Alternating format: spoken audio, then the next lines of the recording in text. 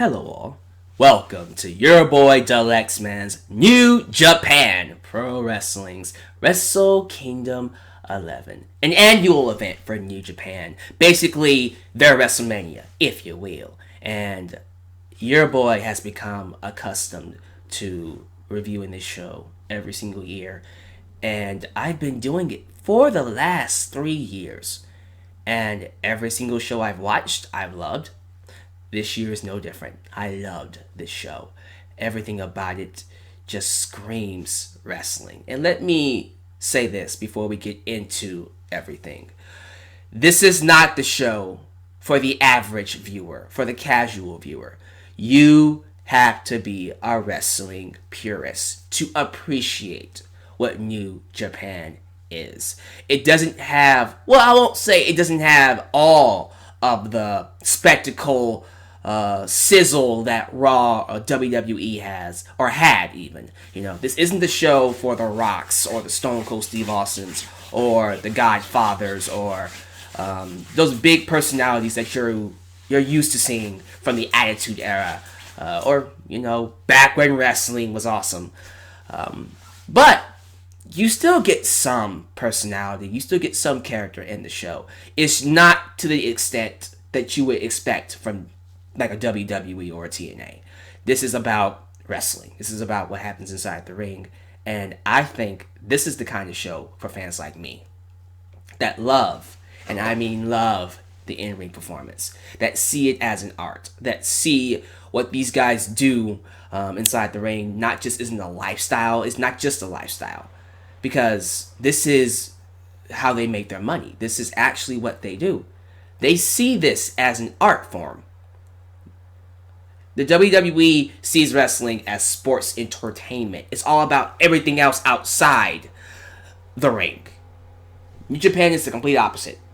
Yes, they have characters. Yes, they have storylines. Yes, they have all of that. But all of it leads to their in-ring performance. And to me, that's how it should be. I've always felt that way about wrestling at its finest. You know, NXT does that. And that's why NXT is kicking WWE's butt right now. But, for real though, that's just something that I see as the best way to do wrestling. Others disagree, and that's fine. But if you've watched Wrestle Kingdom 11, and you know you're a wrestling purist like me, you know where I'm coming from. By the way, if you did watch the show, give me your thoughts down below in the comment section. If you haven't, I implore you to check it out. I think the people who watch me on YouTube, you more than likely are a wrestling purist. Otherwise, you wouldn't be watching me. So, yes, check it out. It is worth your time. Keep in mind, a couple of things about this show you need to know. It's 6 hours long. It's a long show. Well, not entirely 6 hours. It has intermissions, and there was a pre-show match. So maybe a little bit over 5 hours. That's still a long show. However, unlike WrestleMania, that was 6 hours, this one was worth every single minute. You could probably skip 1 or 2 matches, though. However, the majority of the show is amazing. I loved it. It was a great show from top to bottom. The first 3 hours is like an appetizer. You know, it's not, I don't want to call it a pre-show, because it doesn't feel like a pre-show. It is the show, but it's just good matches. You know, it doesn't really have any storyline implications. It doesn't really have any impact on things going in the future. It's just a series of matches that are good to watch. That's the first 3 hours. And they don't hide from that. You know, sometimes that works. And it worked for them. The real wrestling is in the next 3 hours. And I keep saying 3 hours. I just said it's not necessarily 6 hours. So let's say it like this. The first half of the show is just basically matches that are good, that you will enjoy because of the performances. But the second half is where the real wrestling is. That's where all the storylines, the big matches, the star-studded characters, and all those big names are actually wrestling in. So if you prefer not to sit through the entire show, check out the second half. That is where I guarantee you will get your kick out of this show. But I am here to talk about everything. On English commentary, we had Kevin Kelly and Steve Corino, ROH's resident commentary team. They did a pretty decent job. Pretty good job. Corino is hilarious. I haven't talked a lot about ROH because, quite frankly, ROH doesn't interest me all that much. Just saying, sorry. But Steve Corino is hilarious. And Kevin does a good job as well. They're not a bad commentary team. Are they the best? No. Not. I've heard better. But they're good. And they were fine for this event. No issues whatsoever. But I will say, I preferred Matt Striker and Jim Ross. I thought their commentary work, for English commentary, by the way, was the best so far that I've watched. But that's just me. But they were good for the show, as it is. We also have a couple of things that I knew nothing about. And here's my question to you. Apparently, there are a lot of stables. A lot of stables for New Japan. There's Chaos. Well, the most known one is the Bullet Club. Everybody knows about that one. But then there's Chaos. There is the Bullet Club Hunters, which apparently are a set of people who come together to take down the Bullet Club. At first, I was thinking, so NWO Wolfpack. But no, it's just Bullet Club Hunters. People who want to take down the Bullet Club, which to me is like, okay. The other team is Los Ingobernables. Los Ingobernables. That's another one. But it's Los Ingobernables de Japón. Japan. I don't know how else you say it. But that's a nice team. I actually am becoming quite the fan of that team, especially the leader of that team. Not bad. So, there's a lot of stables. It's almost like a stables war happening in New Japan. And, I don't know how to feel about that yet. But if it's making the shows a lot more easier to write, then it is what it is. But, that's just how they do things over there. Let's go ahead and get into the show. We open up with the pre-show, the New Japan Rumble. It was a fine match. It was very reminiscent of how WWE does the Andre the Giant Battle Royal before the show. It's just a bunch of bodies they have in there just to say they had a paycheck or just to say they were on the show.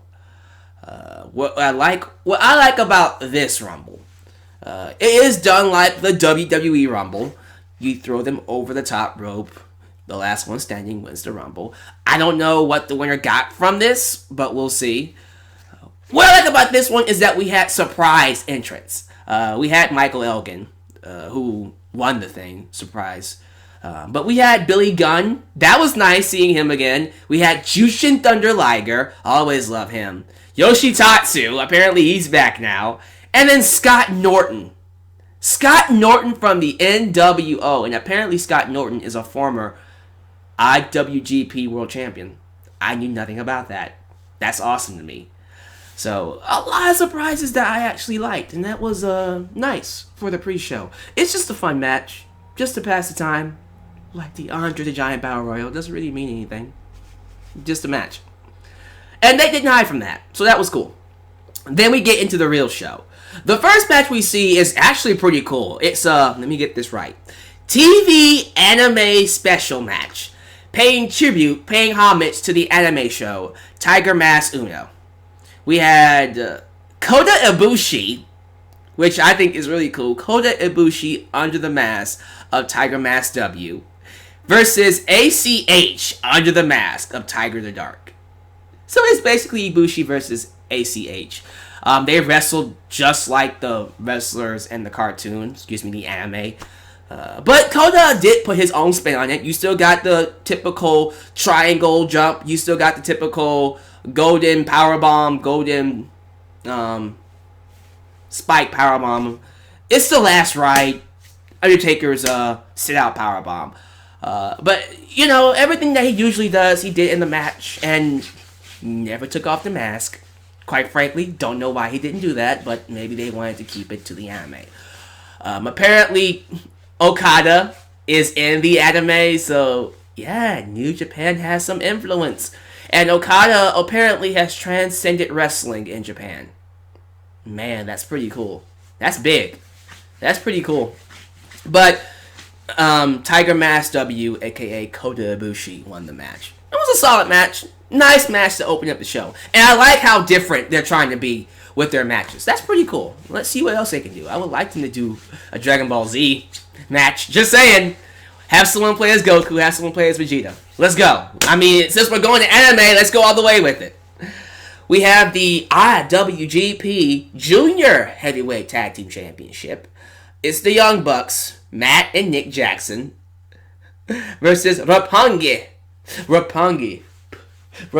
Vice,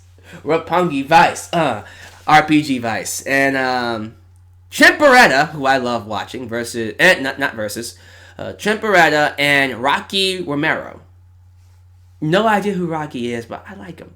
You know, I liked his performance in this match. I like the match very well. Here's some things about the Young Bucks that I've said before. There are times where their matches are really good. There are times their matches are so spot fest. They're so unrealistic and just so video game-ish that it's not good.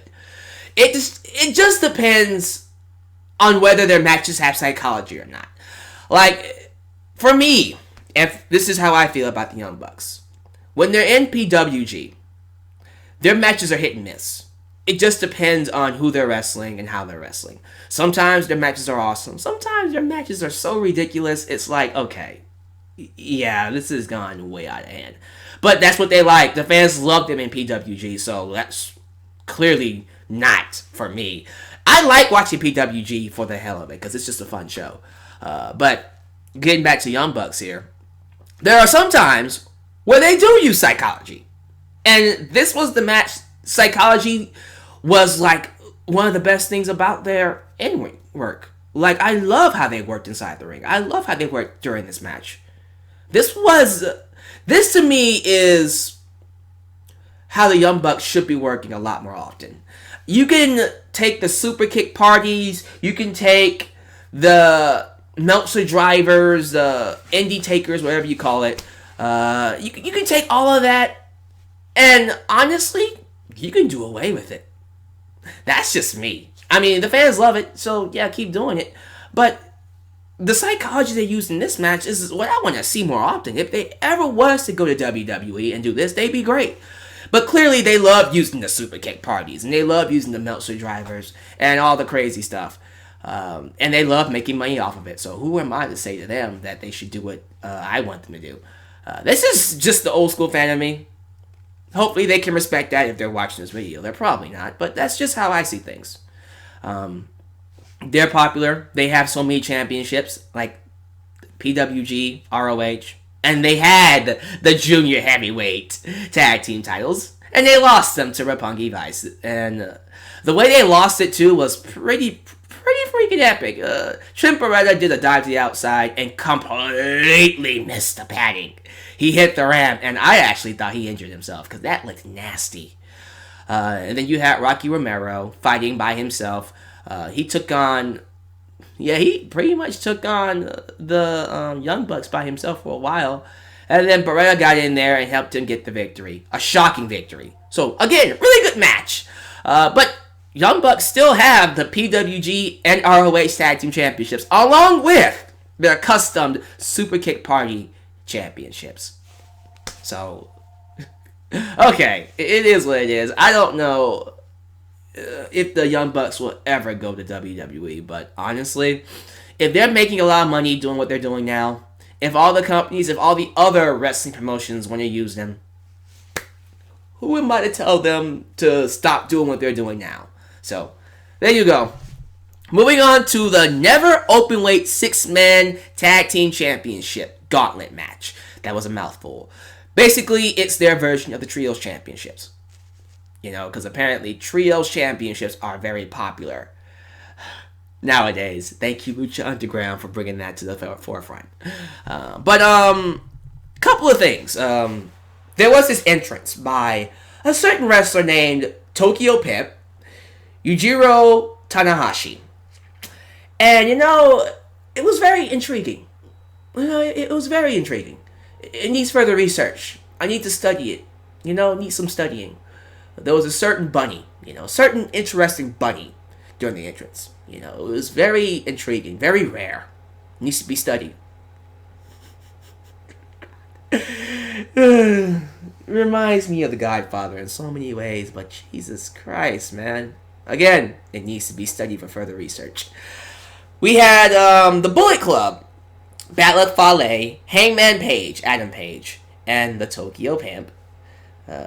They took on Chaos, who had Jado, don't know how to pronounce his name, but Jado, Yoshi-Hashi, and my favorite of the three, Will Ospreay, who was also in Chaos. And then they took on Los Ingobernables,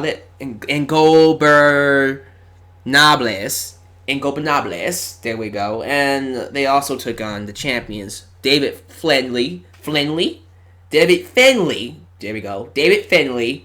Ricochet, and Satoshi Kojima. Basically, it was a gauntlet match with all teams. The first teams were Chaos and Bullet Club, and Bullet Club won that one. I thought Will Ospreay had a nice performance, but unfortunately, when you're going up against someone with a guy like Bad Luck Fale on their team, let me just say this. You look at Bad Luck Fale, and you think to yourself, this guy should be the Brock Lesnar of this freaking company. He looks like he can kill everybody. Just a big, buff, probably 500-pound black guy that I would run away from the moment I saw him. And he's just a guy in the Bullet Club. So it is what it is. If he came to WWE, they give him a rocket push. Shit, I'm not kidding. But Bullet Club beat Chaos. They go on to fight Los Ingobernables. I'm getting better at saying that. Which consisted of Bushi, Evil, and Sanada. And they won. Los Ingobernables won. They beat Bullet Club, actually. I thought Bullet Club was actually going to go all the way, but no. They won. They go on to fight David Finlay, the Celtic Prince. I'm assuming he's the son of Fit Finlay, right? Maybe. It would make sense, but David Finlay, Ricochet, and Kojima. Now, during the match, I have a question. During the match, Kojima does these rapid fire chops. He throws his opponent into the opposite corner, running elbow shots him, and then he turns to the crowd, and then they yell something at him. I don't know what they yelled. I don't know what it means, but that was awesome. Someone help me down below in the comment section. What are they yelling, and what does it mean? But that whole sequence was great, and I love that. He's clearly very over with the audience. But at the end of it, Los Ingobernables de Japón win it. They are your new, let me get this right. They are the new Openweight 6-man tag team champions. Why can't they just say trios champions? But whatever. It is what it is. It's their own thing. But yes, Los Ingobernables are your new 6-man tag team champions. Next up is the American Nightmare. The opposite of the American Dreams. Cody.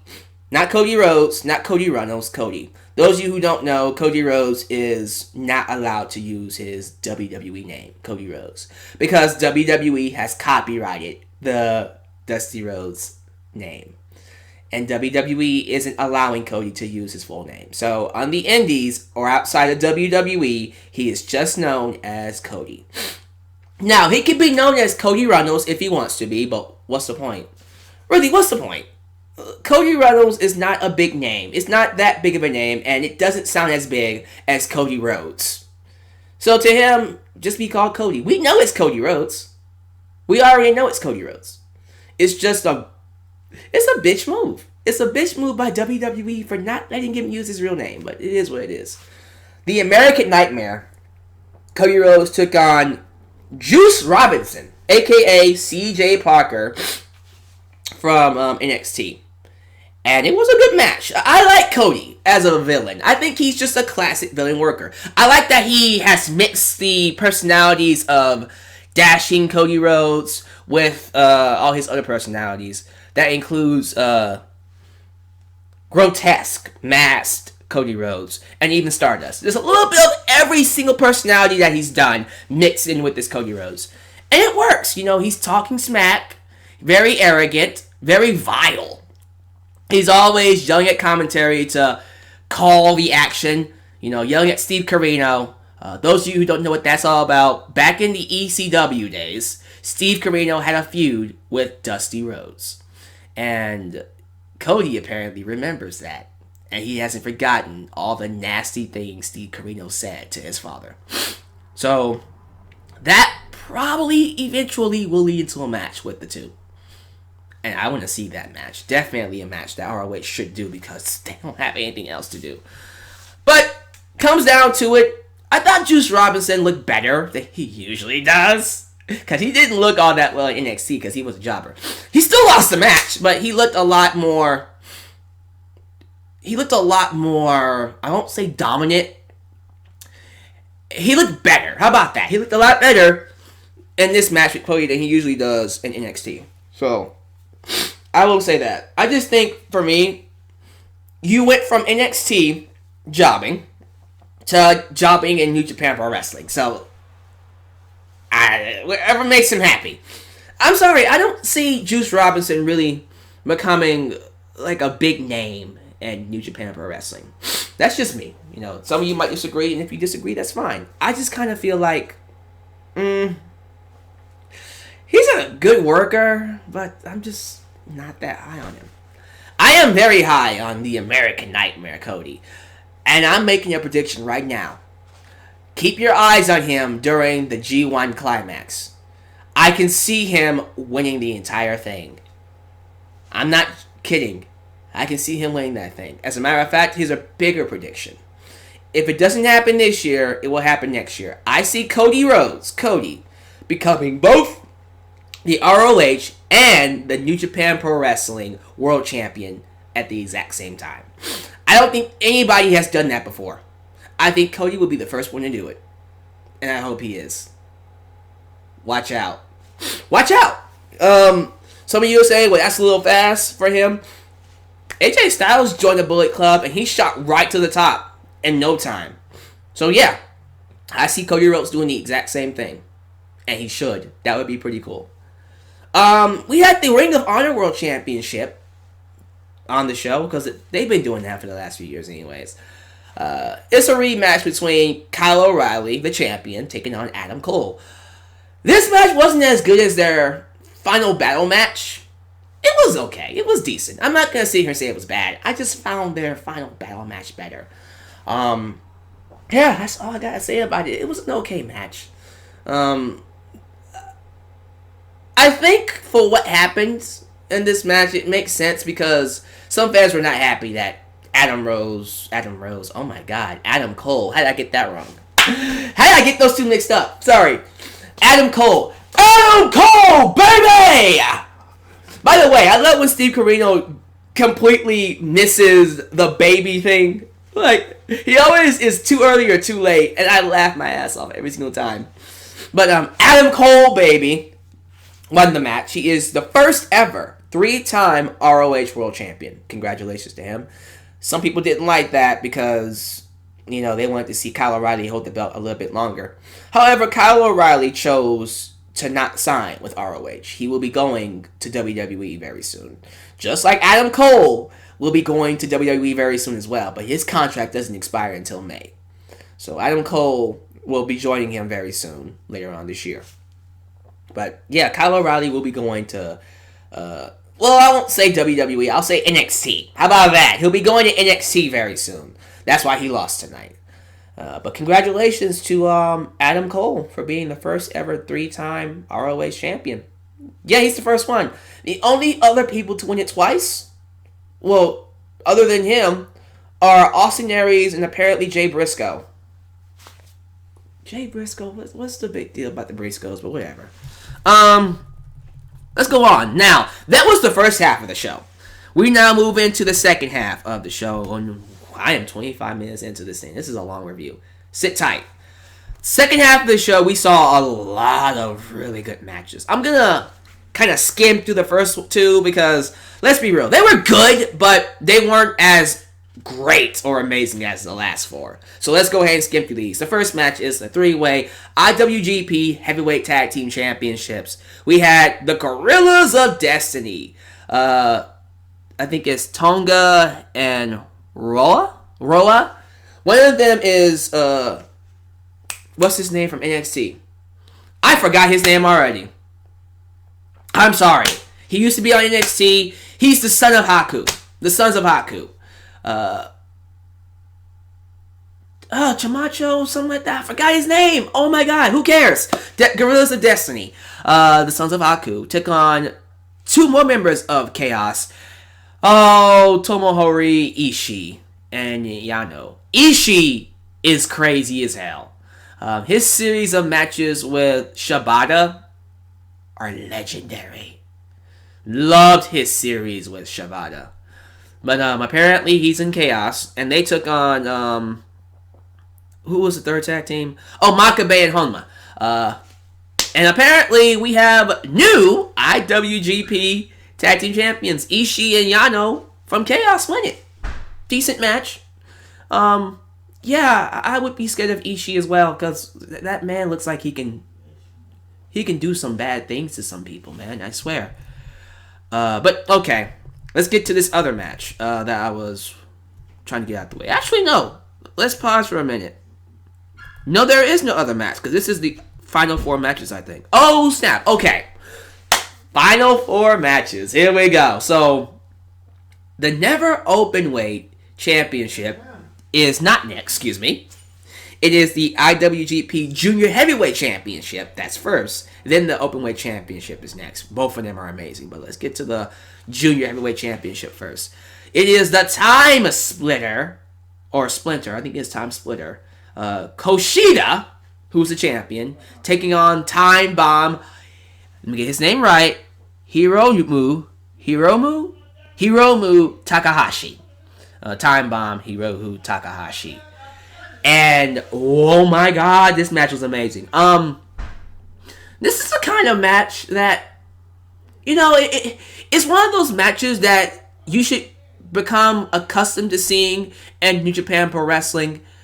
But what I love about this match is that you had the psychology of Kushida working on Takahashi's arm. And, you know, it took his time to really get into it. But when it really started getting into it was when he started putting on that submission.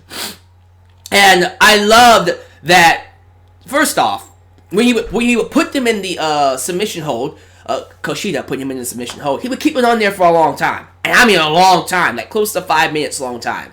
And so every single time he puts it on, you believe that he could pop it off. Like, okay, you've been in that hold for a long time. You're going to break your arm if you continue to let him do that to you.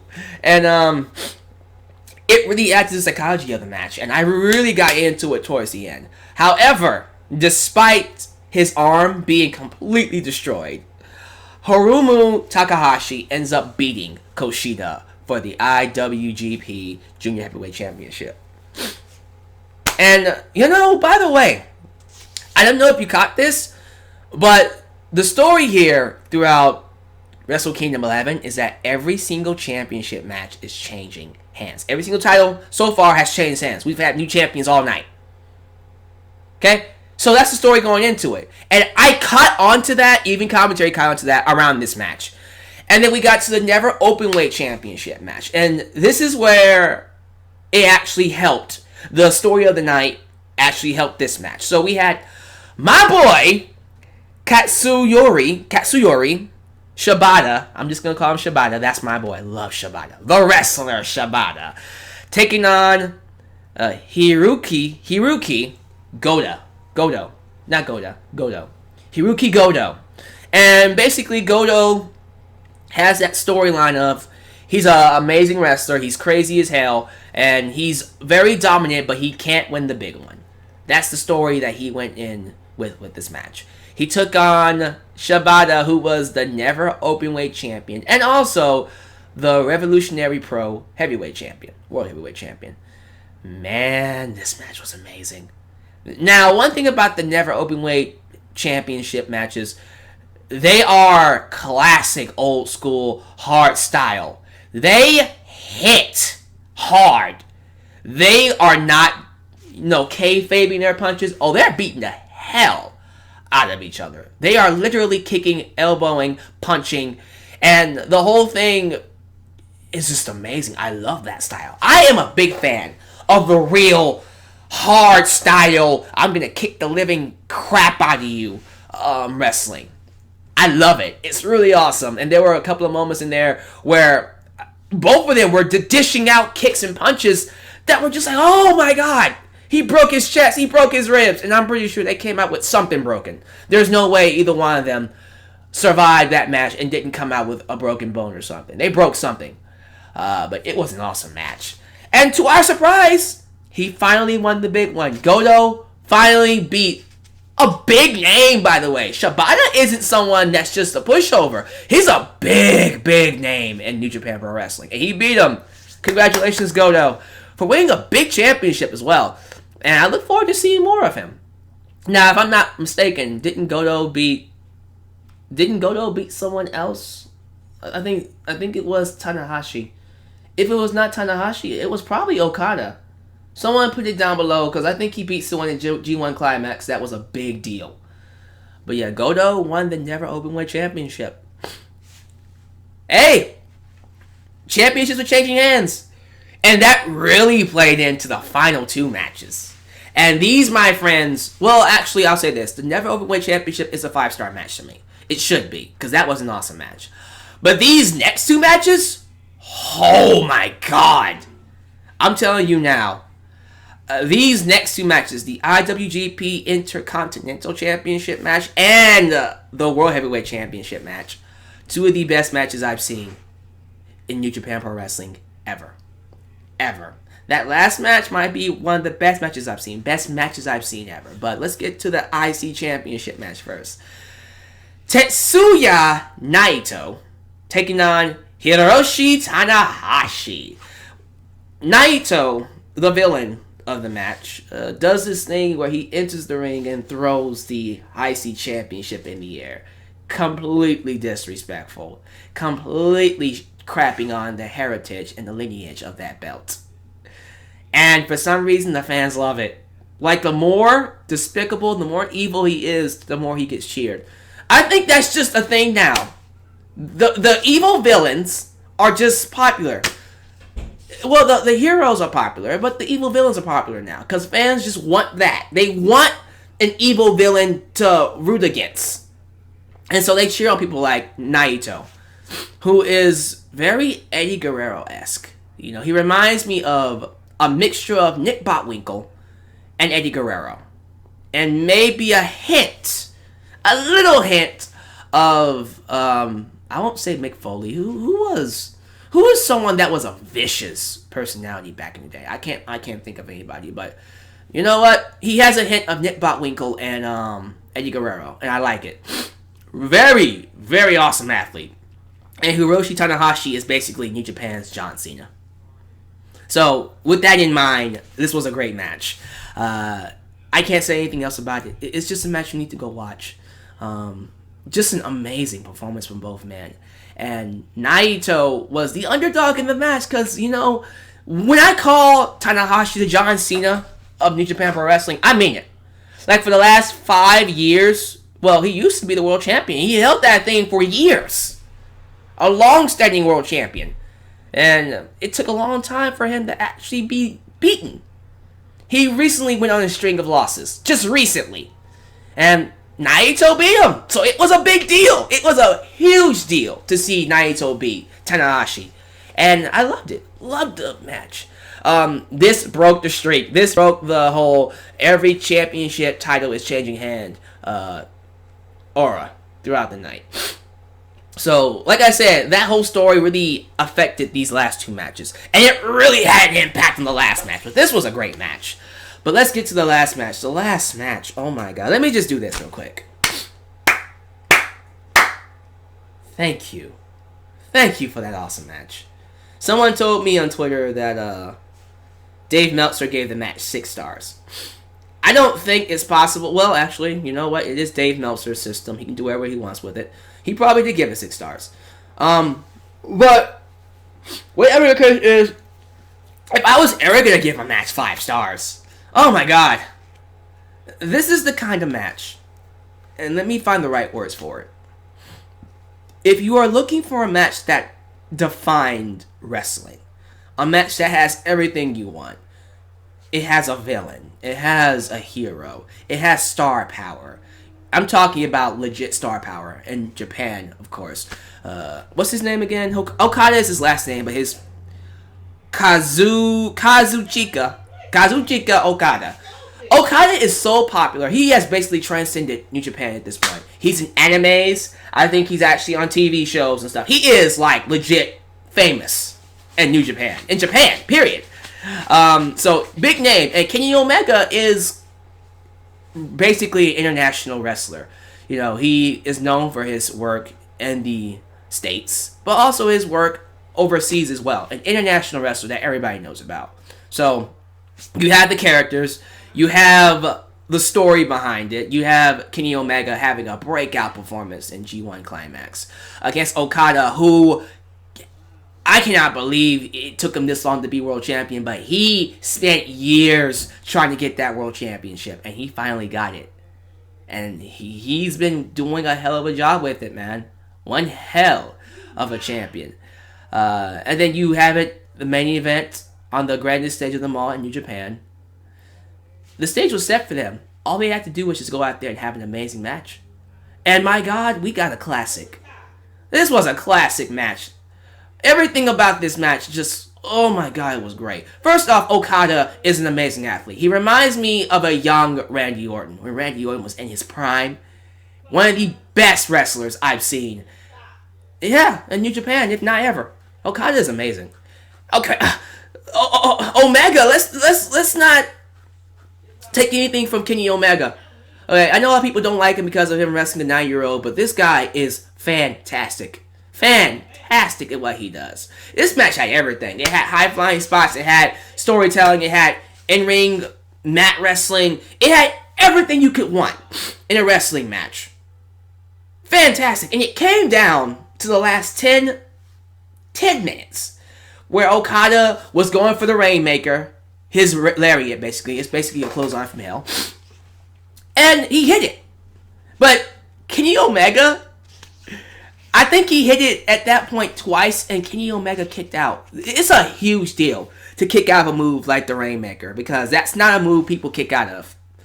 But then you also have this idea that Kenny Omega never hit the one-winged angel. And I love that. He spent the entire match trying to hit the one-winged angel. And we all felt like if he was to hit it once,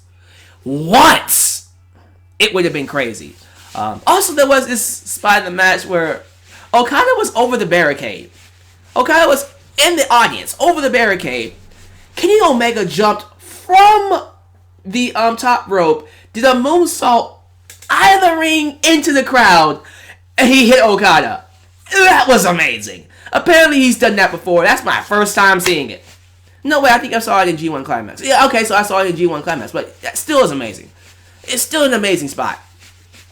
But throughout the match, Kenny Omega tried so hard to hit the one-winged angel. Tried so hard. But every single time, Okada carried it with the tombstone and the Rainmaker. And it took, I think, like 4 or 5 Rainmakers to put away Kenny Omega. And Okada retains. Look, if I was a guy that smokes, I'm not, because I can't. But if I was a guy that smokes, I would light one for this match. This was the equivalent of a wrestling fan's orgasm. An amazing match. Just straight up phenomenal. An awesome way to cack off. Hashtag cack off. An awesome way to cap off New Japan's WrestleMania. A classic. Really, one of the best matches I've seen in New Japan ever. And I was happy to be around to see it. Some of you, because I saw this on Twitter, some of you aren't happy that Kenny Omega didn't win. I'm not, because there's always going to be that story in the back of your head that if he was to have hit the one-winged angel, he would have won. That storytelling will always keep you thinking he could have won. And that, to me, is what makes this match awesome. I think Kenny Omega came out looking even better as a result of this match. And that's not easy to do. So if he ever does win the World Championship, I have no problems with that. He proved to me He proved to me that he can carry that championship and the company as a world champion because of this match. And now that I know that New Japan Pro Wrestling is going global, meaning Vince McMahon, you might have some competition, just saying, but they are going global, he might get that championship. Because you need that person who can speak all languages. And Kenny Omega does speak all languages. With that said, Okada is great as a world champion. I have no issues with Okada. I love Okada. And if he wants to hold that belt for as long as Tanahashi did, go for it. Shoot. So, absolutely. Match of the night, the main event. One of the best matches I've seen in New Japan Pro Wrestling. That's going to do it, man. I'm going to give the show an A. I loved Wrestle Kingdom 11. I thought overall, although it was a long show, the second half was some of the best wrestling I've seen. So, definitely deserves an A. Thank you for watching this review. How do you feel about Wrestle Kingdom? What was your favorite match? What matches would you watch over again? And if you watch this entire review, which I think is going over 30 minutes now, 40 minutes. Jesus, this is a long review. If you watched it all, hashtag I watched it all. I'm just going to upload it. I'm not going to edit anything out. So thank you guys for watching. What a show. What a show. Check it out if you haven't. It is a show for the wrestling purists. But this is your boy, the X-Man, signing off for now. You guys take it easy. Talk to you later. I'm out. See you at my next video. Peace.